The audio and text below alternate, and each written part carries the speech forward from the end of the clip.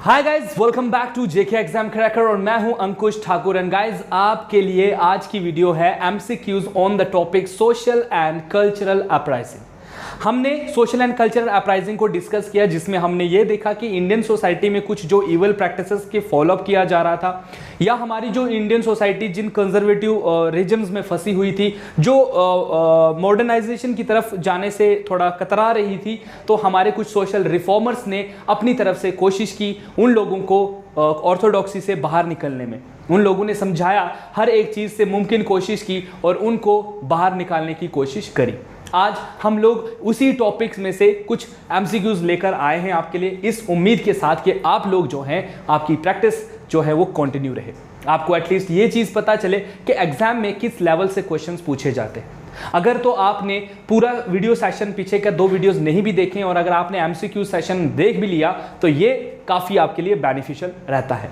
अगर आप वो थ्योरी पोर्शन ना भी पढ़ो, एमसीक्यूज भी आप अटेंड करो, तो भी आपको ढेर सारी हेल्प मिल ही जाती है। तो चलिए स्टार्ट करते हैं आज का वीडियो सेशन। और आपके वीडियो सेशन में आपने एंड में अपना स्कोर मेरे साथ शेयर करना है। बाकी जिन बच्चों ने अभी तक चैनल को सब्सक्राइब नहीं किया है, जो फर्स्ट टाइम यहाँ पर विजिट कर रहे हैं, तो वो चैनल को सब्सक्राइब कीजिए, सो दैट अपकमिंग जो भी नोटिफिकेशन या हमारे चैनल से कोई भी नई वीडियो आपके लोगों के लिए आती है, उसका नोटिफिकेशन आपको मिले और आपकी एजुकेशन में किसी भी प्रकार की कोई दुविधा ना हो और आपकी तैयारी एकदम से चलती रहे। तो चलिए गाइस, स्टार्ट करते हैं आज का वीडियो सेशन। और आज के वीडियो सेशन में पहला क्वेश्चन जो आपसे पूछा जा रहा है, दैट इज आपने बताना है who among the following establish the Tattvabodhini सभा इन 1839 एट कलकत्ता। तो यहां पर देखिए, आपको एक चीज तो क्लियर होती है दैट कि जो तत्वबोधिनी सभा है जो 1839 में बनी थी कलकत्ता में, जिसको आज आप कोलकाता के नाम से जानते हो, इसको किसने बनाया था? क्या इसमें केशव चंद्र सेन का नाम आता है, रविंद्रनाथ टैगोर का नाम आता है, राम मोहन रॉय का नाम आता है, या शिवानानाथ शास्त्री का नाम जो है इसमें आता है? तो गाइज, ये चीज मैंने आपको अच्छे से समझाई थी। देखिए, ये चीज बनी है अक्टूबर 6 1839 में, और ये कहां पर बनी थी? कोलकाता। ये तो आपको पता है। किसने फॉर्म की थी? सो ऑप्शन ए जो है इसमें राइट आंसर बन रहा है। आप साथ साथ में ऑप्शंस के साथ देखकर आंसर भी देख सकते हो, दे सकते हो, आई मीन टू से, और आप अपने आप को परफेक्ट भी कीजिए। चलिए क्वेश्चन नंबर 2 पर आते हैं। Which of the following is associated with the Young Bengal movement? आपको याद होगा, इंडिया, मैंने आपको एक चीज बताई कि ना सिर्फ इंडियंस ने बल्कि कुछ यूरोपियंस थिंकर्स ने भी इंडिया के अंदर इंडियन सोसाइटी को बदलने की बात करी थी। उन्होंने कहा था कि इंडियन जो है उनको अपने आप को बदलना चाहिए, वक्त के साथ जो है, हालात के साथ खुद को बदलना चाहिए। And they are the believer, जो आपके यंग बंगाल मूवमेंट के फॉलोअर्स थे, इनको कहा था कि आपको ट्रुथ पर जो है वो रहना है, सच्चाई पर बने रहना है, आपको हमेशा ट्रुथ को फॉलो करना है, जो सच्चाई है उसको फॉलो करो। तो इसमें किसका नाम आता है? तो इसमें देखिए, हेनरी विवियन डिजारियो का नाम आता है, ठीक है। और इनके फॉलोअर्स को कहा जाता था, जो इनको फॉलो करते थे, इस फाउंडर, इस थिंकर को फॉलो करते थे, उनको कहा जाता था डिजोरियंस कहा जाता था इनको, ठीक है। तो यहाँ ऑप्शन में आपको कुछ इसमें से कुछ भी रिलेटेड मिल रहा है तो आप बोलोगे सर ऑप्शन ए में तो हमें साफ दिखाई दे रहा है, तो मैं बोलूंगा भाई साहब उनके साथ जाइए, आपको बाकी जाने का कोई मतलब नहीं बनता है। आगे बढ़ते हैं गाइज अगले क्वेश्चन की तरफ। अगला क्वेश्चन क्या होता है आपके लिए? Question number 3, who among the following was popularly known as Lokhitwadi. ये तो स्ट्रेट फॉरवर्ड क्वेश्चन है, बहुत बार क्वेश्चन पेपर में पूछा गया है। आपको यहां बताना है कि इन 4 ऑप्शंस में से किसको जो है लोकहितवादी के नाम से जाना जाता था, या ये लोकहितवादी के नाम से काफी ज्यादा मशहूर थे। ऑप्शन है ज्योतिबा फुले, ईश्वर चंद्र विद्यासागर, गोपाल हरि देशमुख, या गाइज महादेव रानडे। तो गाइज यहां पर आपने याद रखना है, गोपाल हरि देशमुख को कहा जाता था लोकहितवादी, याद रखें। और साथ ही साथ यहां पर आपने इनको एक और याद रखना है, इनको राव बहादुर के नाम से भी जाना जाता था, राव बहादुर के नाम से भी इनको जाना जाता था। तो ये चीजें आपको एग्जाम में, पर्सनैलिटी, आपको याद है आपके सिलेबस में इंपॉर्टेंट पर्सनैलिटीज ऑफ इंडियन भी लिखा हुआ है, इंडिया की मोस्ट फेमस पर्सनैलिटीज के ऊपर।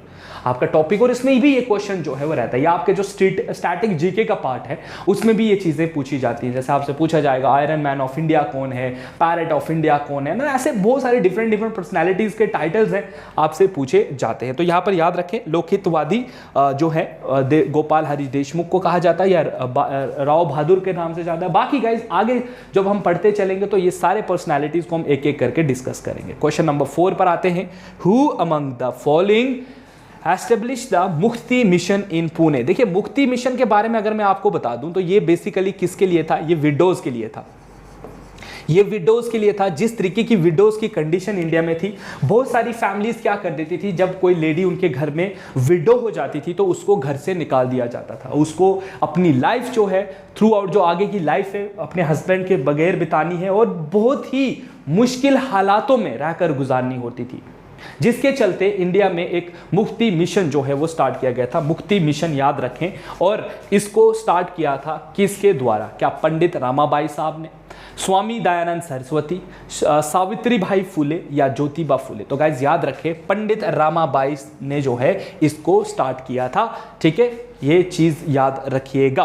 ठीक है, चले आगे बढ़ते हैं अगले क्वेश्चन की तरफ। अगला क्वेश्चन क्या है, अगला क्वेश्चन है question number 5, Parsi reform movement. देखिए पारसी की तरफ से एक मूवमेंट चलाई गई थी, ये मूवमेंट यहां पर लिखी हुई है, रानुमाए, ठीक है, मजादा यसना, ठीक है, यसना सभा।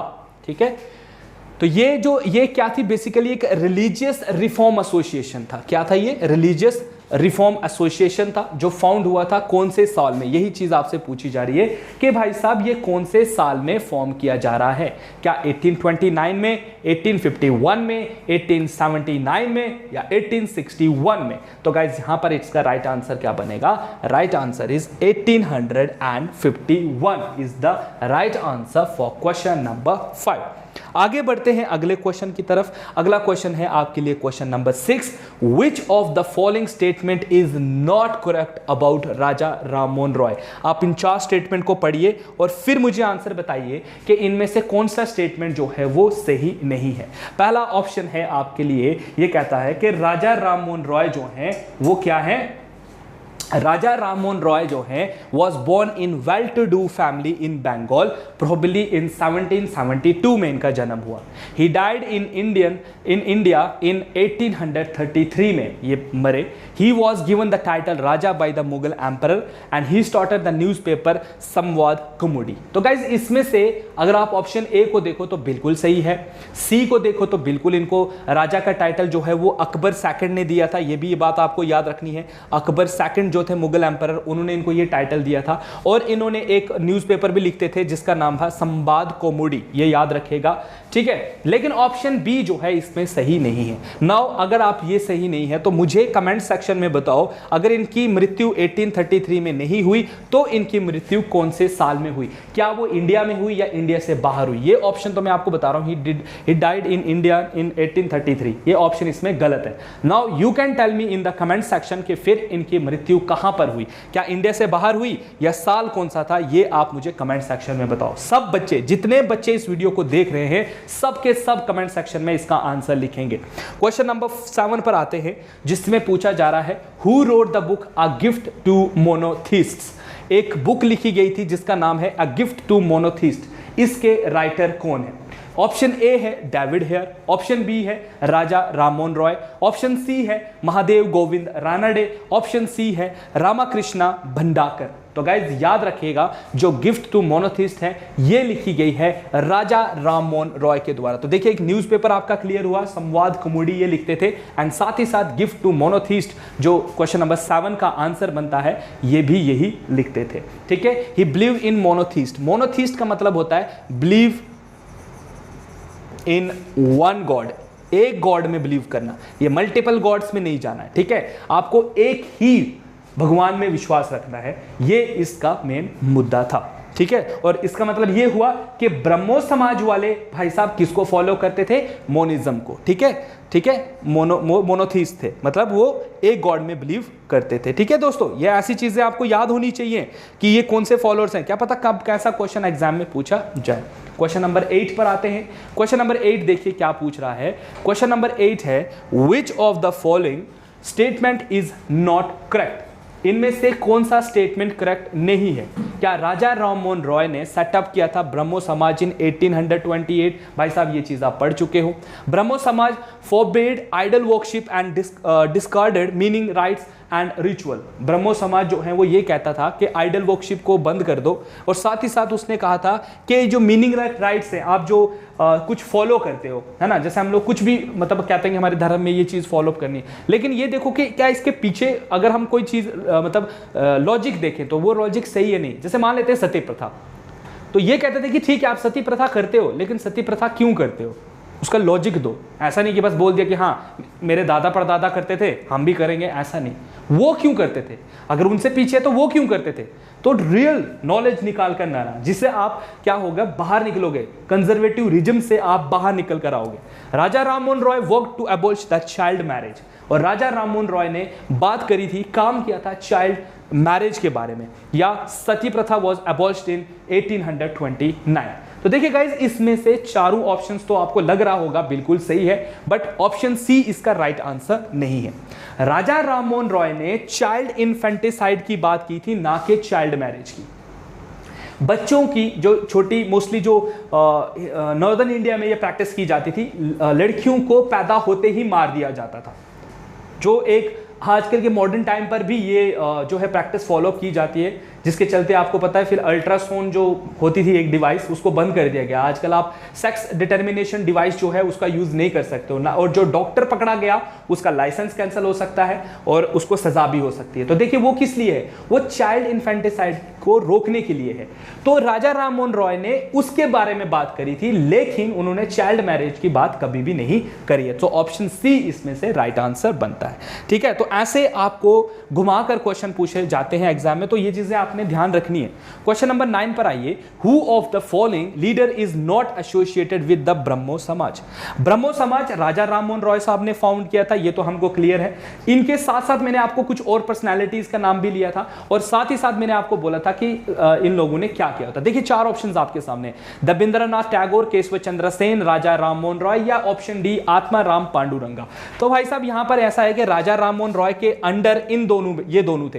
कहने का मतलब है कि ए बी सी ये तीनों के तीनों जो हैं ब्रह्मो समाज के साथ जुड़े हुए हैं, बट आत्मा राम पांडुरंगा जो है वो इसके साथ नहीं जुड़े हुए हैं। आत्मा राम पांडुरंगा किस मूवमेंट के साथ जुड़े हुए हैं ये आप मुझे कमेंट सेक्शन में बताओ। हो सकता है मैं आगे चलकर इसी स्लाइड में आत्मा राम पांडुरंगा के बारे में भी बता दूं आपको कि ये कैसे जुड़े हुए थे, किस समाज के साथ जुड़े हुए हैं, या इन्होंने कौन सा जो है मिशन इंडिया के अंदर स्टार्ट किया था।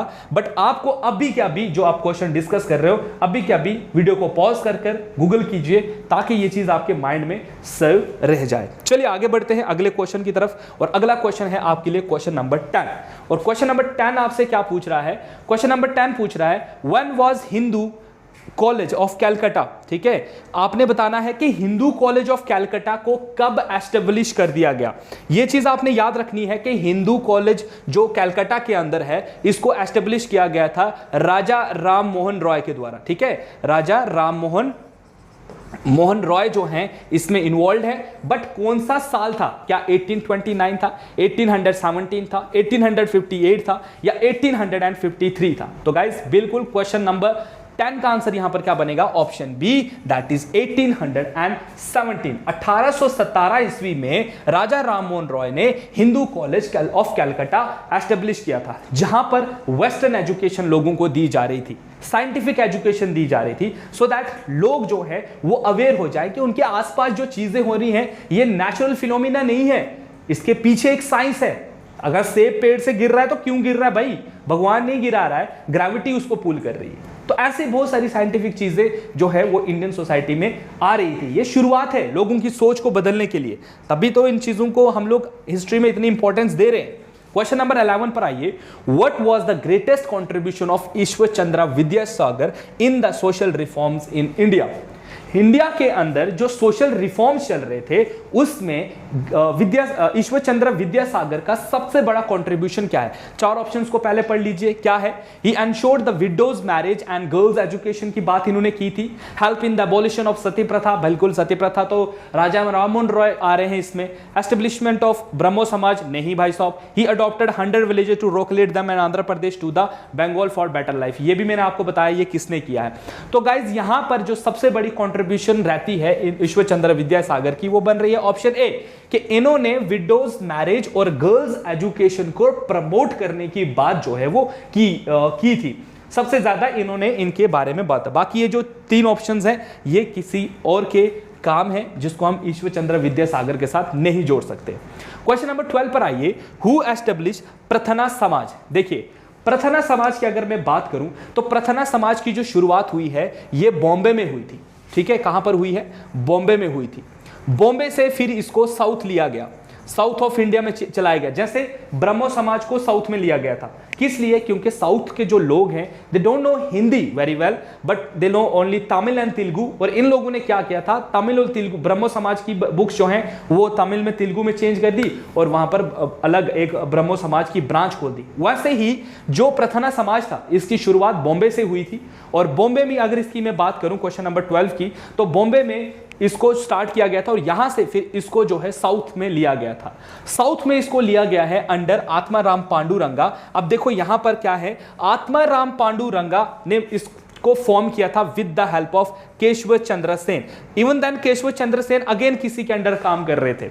वो किसके अंडर काम कर रहे थे ये आपको मुझे कमेंट सेक्शन में बताना। नहीं पता है कोई बात नहीं, थोड़ी देर में वो भी क्लियर हो जाएगा। तो यहां पर देखिए बॉम्बे से ये शुरू हो रहा है और बॉम्बे से ये साउथ जा रहा है किसके अंडर? आत्माराम पांडुरंगा के साथ। तो याद होगा मैंने आपसे थोड़ी देर पहले क्वेश्चन पूछा था कि आत्माराम पांडुरंगा को हम किसके साथ जोड़ते हैं? तो प्रथना समाज के साथ हम आत्माराम पांडुरंगा को जोड़ते हैं, जिन्होंने 1867 में जो है इस समाज को फाउंड किया था। चलिए आगे बढ़ते हैं अगले क्वेश्चन की तरफ। अगला क्वेश्चन आपके लिए क्या आ रहा है? That is question number 13। Who influenced Mahadev Govind Ranade to establish Prarthana Samaj in Bombay?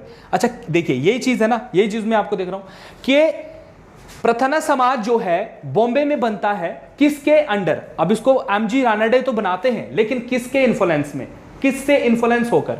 Keshav Chandra Sen, Rabindranath Tagore, राजा राममोहन रॉय या टेक चंद गाइस। तो क्वेश्चन नंबर 13 का आंसर क्या है? देखो केशव चंद्र सेन ने क्या किया, एमजी रानडे को कहा कि आप प्रथना समाज को खोल, मतलब बेसिकली इसका आइडिया है, इन्होंने इनको शिफ्ट किया, इन्होंने आमजी नारायण जो है आत्माराम पांडुरंगा को किया। तो ये ट्रांसमिशन हो गया आइडियाज की, एक जगह जन्म ले रहा है और दुनिया और इंडिया के अलग अलग पार्ट में जाकर ये खोल रहा है। ठीक है, सो केशव चंद्र सेन, उसके बाद एमजी रानडे के अंदर फिर जो है किसके पास चला गया?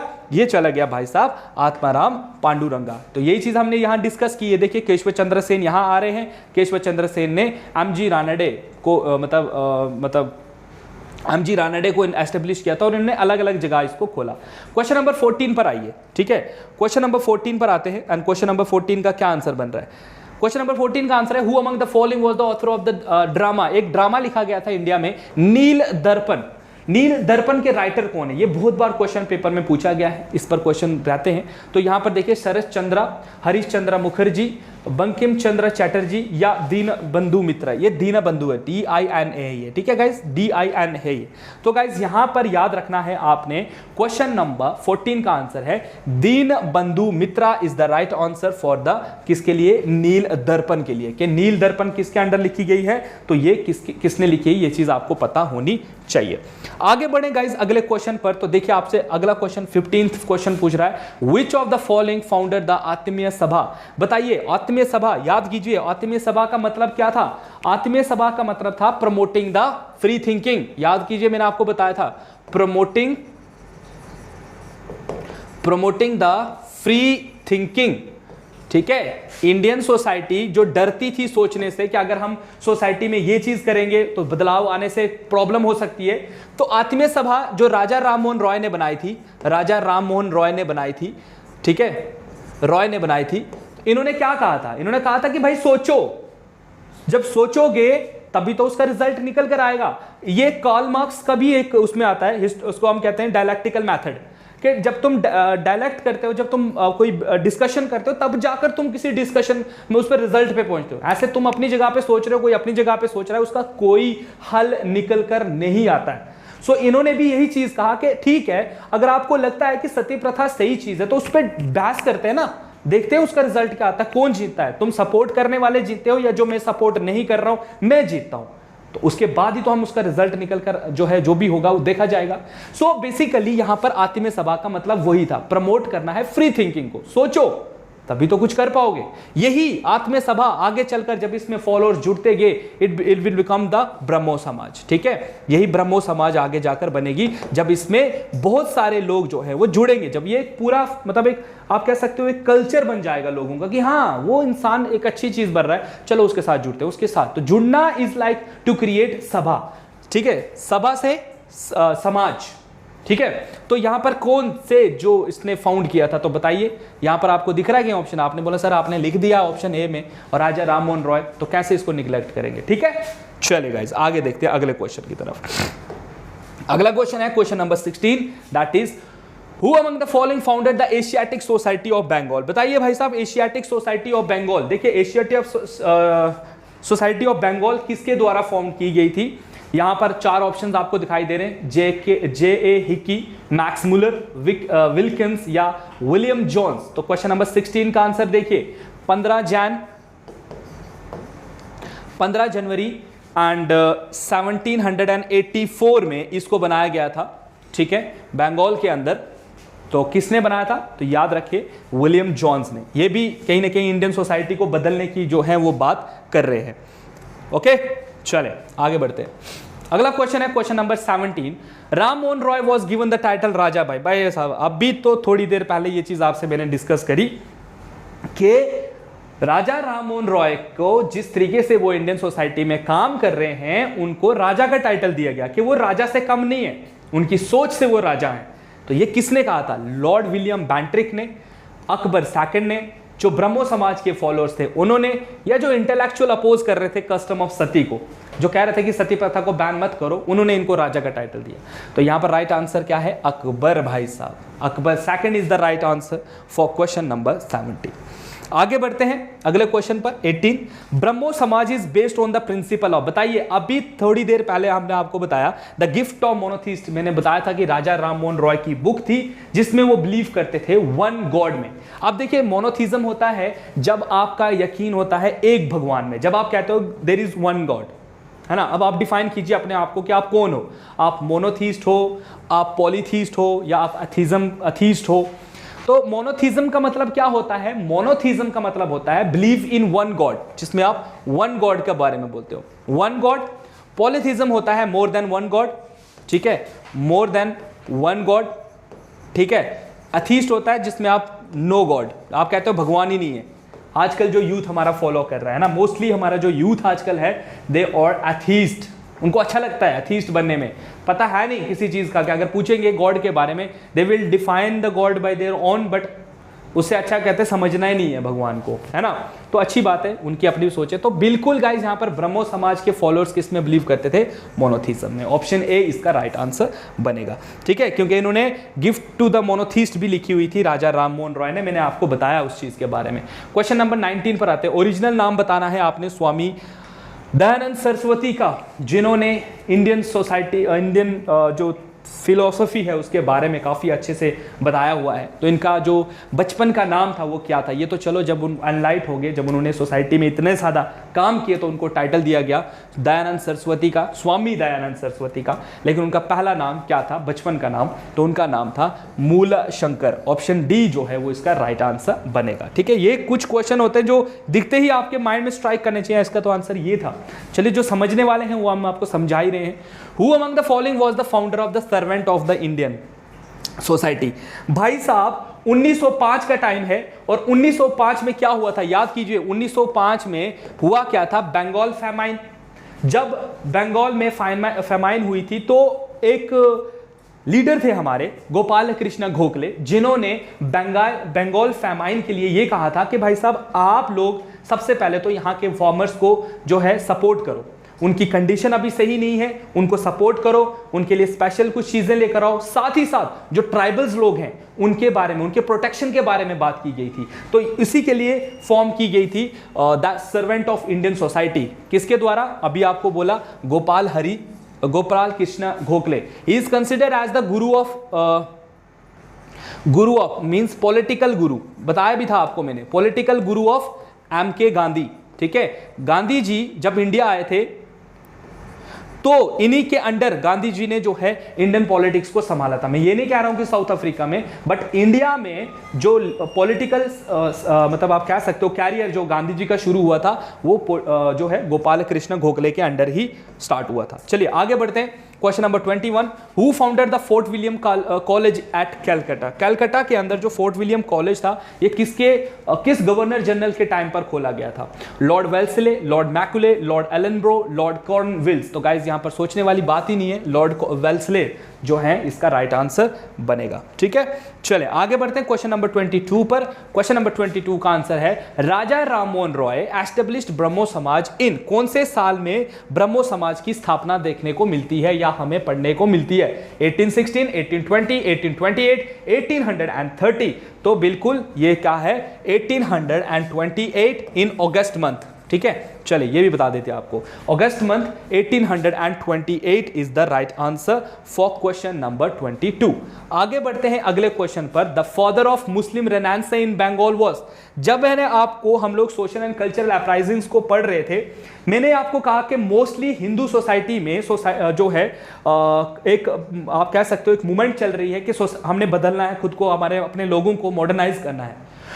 एट द सेम टाइम कुछ लीडर ऐसे भी थे जिन्होंने ये सोचा कि अगर ये लोग आपस में मॉडर्नाइज जो हो रहे हैं, मॉडर्न वे में अपने आप को चेंज कर रहे हैं, तो हमारी मुस्लिम कम्युनिटी भी जो है वो इसकी तरफ जाए, वो लोग भी वेस्टर्न एजुकेशन लें, जो वेस्टर्न एजुकेशन साइंटिफिक नॉलेज के ऊपर बेस्ड थी। तो ऐसे कौन से लीडर हैं जिन्होंने इस रेनेसांस के खिलाफ, देखिए रेनेसांस क्या होता है? Revolution in the thoughts. एक आइडिया कर, जब आप रेवोल्यूशन करते हो कि एक आइडिया को आप हजारों साल से फॉलो अप करते आ रहे हो एंड सडनली यू फील कि नहीं ये आइडिया गलत है और आपने उसको चेंज करने का कहा, उसको हम रेनेसांस कहेंगे। तो यहां पर क्या है? आइडियोलॉजी को चेंज करने की बात की गई थी। तो यहां पर ये किसने कहा है? तो मुस्लिम रेनेसांस इन बंगाल किसने किया है? तो ये ऑप्शन बिल्कुल आप बोलोगे सर सैयद अहमद खान, जिन्होंने एंग्लो ओरिएंटल कॉलेज खोला। उससे पहले उनका एक स्कूल था जो 2 साल के बाद कॉलेज बना और फिर आगे चलकर वो बना अलीगढ़ मुस्लिम यूनिवर्सिटी। याद आया कुछ? तो बिल्कुल वही थे, याद आया। चलिए आगे बढ़ते हैं। अगला क्वेश्चन है आपके लिए question number 24, that who among the following is known as the father of renaissance of western India. देखिए यहां पर 2 पॉइंट बनते हैं। अगर तो आपसे पूछा जाता है कि who is known as the father of Indian renaissance, ये पर्टिकुलरली किसी पार्ट का नहीं पूछ रहा है, वेस्ट नॉर्थ साउथ नहीं, इंडियन रेनेसांस से, तो वो है राजा राममोहन रॉय। अगर मैं इस वर्ड को छुपा दूं तो इसका आंसर बनेगा राजा राममोहन रॉय। लेकिन अगर आपसे पूछा जाए कि वेस्टर्न इंडिया का कौन है, तो आप क्या बोलोगे? MG रानडे। याद कीजिए प्रार्थना समाज जिन्होंने सोसाइटी को बदलने की बात की थी। तो father of renaissance of western India is MG Ranade and father of Indian renaissance is consider of जो है वो कौन है? Raja Rammohan Roy. Now your homework is, यहां पर आप कमेंट सेक्शन में मुझे लिखो, फिर फादर ऑफ रेवोल्यूशनरी थॉट्स किसको कहा जाता है? Father of revolutionary thoughts in India, जिसके रेवोल्यूशनरी थॉट्स थे, जो कहते थे कि अरे अंग्रेज ऐसे नहीं मानेंगे, इनको बजाओ कान के नीचे एक। ठीक है, तो ये किसने कहा था? तो ये भी आप मुझे कमेंट सेक्शन में बताओ। देखिए कितनी सारी चीजें आपकी क्लियर होती चल रही है। क्वेश्चन नंबर 24 पर आते हैं। Hindu Luther of northern India during the 19th century war. देखिए मार्टिन लूथर का नाम आपने जरूर सुना होगा। मार्टिन लूथर का नाम वेस्टर्न एजुकेशन सिस्टम में आता है, जिन्होंने काफी रेवोल्यूशनरी जो हैं थॉट्स दिए हुए हैं, काफी इन्फ्लुएंशियल थे वो वेस्टर्न में। अब इनके बारे में आपको नहीं बताया जाए तो अच्छी बात है, बट इतना याद रखें कि वो एक बहुत बड़े थिंकर थे। तो इंडिया में इनकी जो आइडियोलॉजी है वो किससे मैच करती है? ईश्वर चंद्र विद्यासागर, दयानंद सरस्वती, जो है राधाकांत देव या केशव चंद्र सेन। तो क्वेश्चन नंबर 25 का आंसर क्या बनेगा? बिल्कुल Ishwar Chandra Vidyasagar is the right answer for question number 25। चलिए आगे बढ़ते हैं अगले क्वेश्चन की तरफ, और अगला क्वेश्चन है आपके लिए question number 26, that is which of the following statement is not correct about Mahatma Jyotiba Phule. देखिए ज्योतिबा फुले के नाम आपने सुना ही होगा, जिन्होंने अनटचेबल्स के खिलाफ बात की थी, गुलामगिरी बुक उन्होंने लिखी थी, सत्य शोधक समाज की स्थापना उन्होंने की थी, और ही वॉज द पर्सन जिसने अनटचेबिलिटी के खिलाफ आवाज उठाई थी। यह चीज आपने याद रखनी। He combined in him the revolutionary teaching of Buddha and Kabir.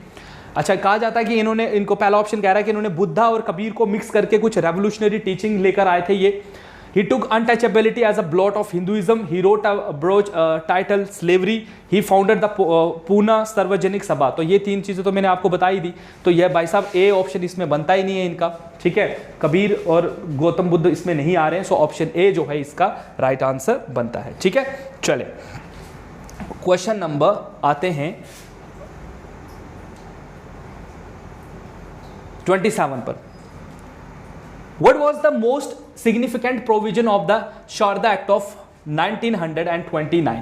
Sharda act जो 1929 में लाया गया था, इसमें क्या बात की गई थी? तो याद होगा आपको, शारदा एक्ट तो आपने पढ़ा ही होगा, मोस्टली इंडियन पॉलिटी में इसको पढ़ाया जाता है। सो इसमें क्या था, इसमें ना गर्ल्स और बॉयज की मैरिज एज को बढ़ा दिया गया था, बस इतना सा याद रखें। शारदा एक्ट में क्या गया था, बच्चों की मैरिज, जो पहले बच्चे बाल विवाह होता था ना, अब उसकी एज जो है वो फिक्स कर, जैसे 18 से 21 कर दी थी बॉयज के लिए एंड 16 से 18 कर दी थी गर्ल्स की। तो इसमें कुछ दिख रहा है आपको, it allowed window remarriage, it ban the employment of children in factories, establish a minimum age for the marriage of boys and girls. बिल्कुल गाइस, ऑप्शन ए जो है वो इसमें राइट आंसर बनता है। चले आगे बढ़ते हैं क्वेश्चन नंबर 28 पर। Theosophical society has its international headquarters at. बताइए थियोसॉफिकल सोसाइटी कहां पर बनी?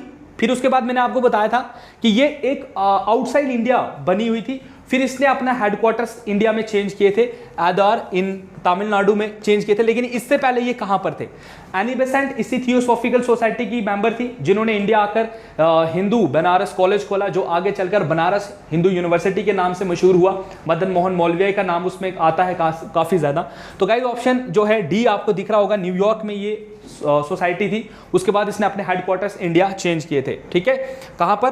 तमिलनाडु में, ठीक है। क्वेश्चन नंबर 29 पर आइए। क्वेश्चन नंबर 29 का आंसर क्या है? Which of the following social religious movement raise the slogan India for Indians? याद कीजिए, ये किसके द्वारा दिया गया स्लोगन था? India for Indians and go back to Vedas. याद होगा आपको। तो क्या ये ब्रह्मो समाज ने कहा था, प्रथना समाज ने कहा था, आर्य समाज ने कहा था, या सत्य शोधक समाज ने कहा था? तो भाई साहब आर्य समाज ने ये बात करी हुई थी। नाउ कमेंट सेक्शन में लिखो इसके फाउंडर के बारे में और कब इसको फाउंड किया गया, फाउंडर एंड व्हेन, ठीक है। इतना तो कर ही सकते हो, रिवीजन हो रही है भाई साहब तुम्हारी, तो तुमको तो ये चीज करनी चाहिए। क्वेश्चन नंबर 30 पर आते हैं। हु फाउंडेड सत्य शोधक समाज? भाई साहब अभी थोड़ी देर पहले तुम लोगों ने ये क्वेश्चन डिस्कस किया, अभी भी अगर तुम्हें इसका आंसर नहीं पता है तो भाई साहब फिर कुछ नहीं हो सकता है, फिर तुमको और पढ़ने की जरूरत है। तो यहां पर क्या आंसर बनेगा? Option A Jyotiba Phule is the right answer for question number 30। तो ये थे गाइज आज के कुछ 30 मोस्ट इंपॉर्टेंट क्वेश्चन जो मैं आपके लिए लेकर आया था from the topic social and cultural uprising, जिसमें हमने बहुत सारे पहले की 2 वीडियोस आपको प्रोवाइड की, जिसमें आपको सारी स्लाइड्स मिल चुकी होंगी, आपको पीडीएफ भी मिल चुकी होगी। बस आपने ये एमसीक्यूज स्टैंड करने हैं। आपका स्कोर क्या रहा ये मुझे कमेंट सेक्शन में जरूर लिखेगा। बाकी आपकी कोई भी क्वेरी है तो आप हमारे ऑफिशियल नंबर पर कॉन्टैक्ट कर सकते हो। आपको अगर अपना टेलीग्राम चैनल ज्वाइन करना है, हमारे लिंक डिस्क्रिप्शन में दिया गया है, व्हाट्सएप लिंक भी आपको वहीं पर मिलेगा, आप उसको ज्वाइन कर सकते हो। सो आज की वीडियो के लिए बस इतना ही guys, and keep supporting, and guys for more updates you have to subscribe the channel JK Exam Cracker and share this video with your colleagues, with your friends, and जो बच्चे तैयारी कर रहे हैं उनके साथ। बाकी guys stay tuned with JK Exam Cracker. Have a nice day. Thank you so much guys.